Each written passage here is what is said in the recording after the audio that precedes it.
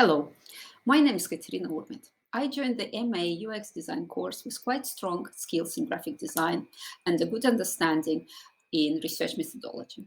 My concern was how the skills would be applied to UX design.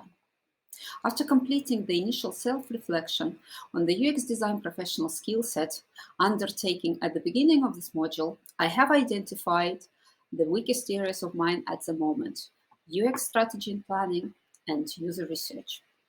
During this module, I gained a better understanding in these areas and how my graphic design skills fit into the UX design context. This module has brought clarity to most of the questions I had when starting the course, and at the same time creating new questions.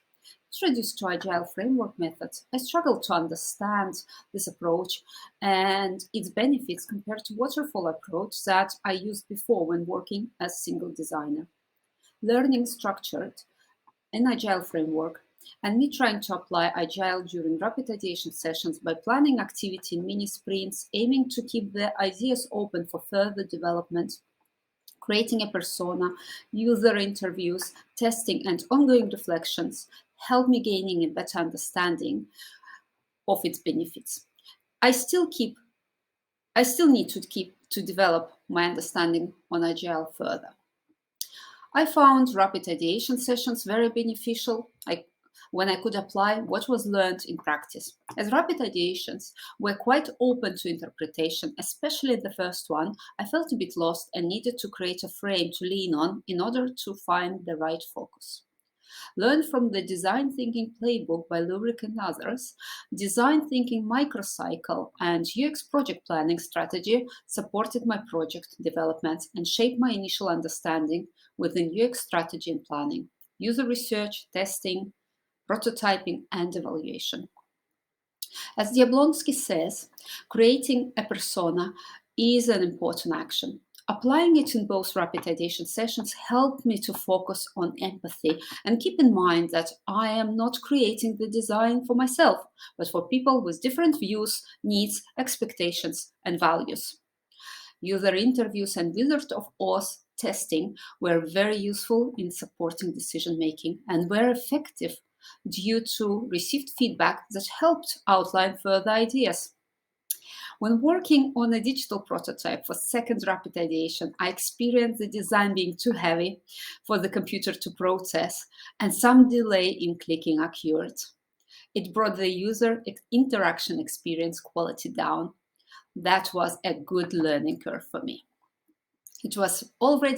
I was already familiar with the importance of clear information presentation from working in the graphic design field. When developing prototypes for rapid ideation, user testing results confirmed it being important. Testing and feedback from users helped me to identify problems.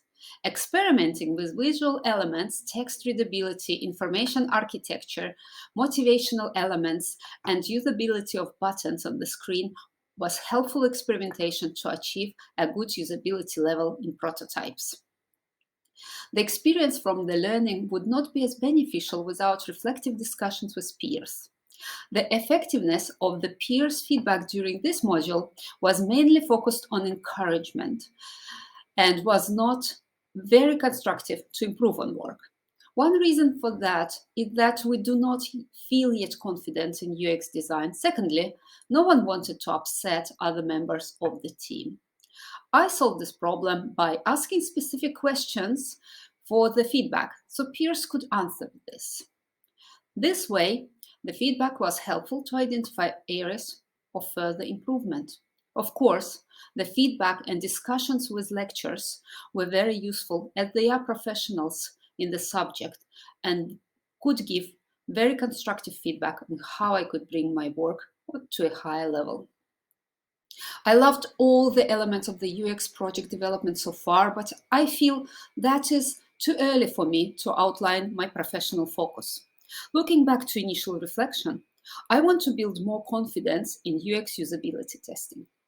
So my SMART goal is, by the end of the second module, via reading Handbook of Usability Testing by Rubin and others, and applying learned on practice, I will develop UX usability testing skills on a level when I can describe, plan, and apply relevant processes, reflect on and communicate the results, identify problems, and suggest possible solutions to this within the project.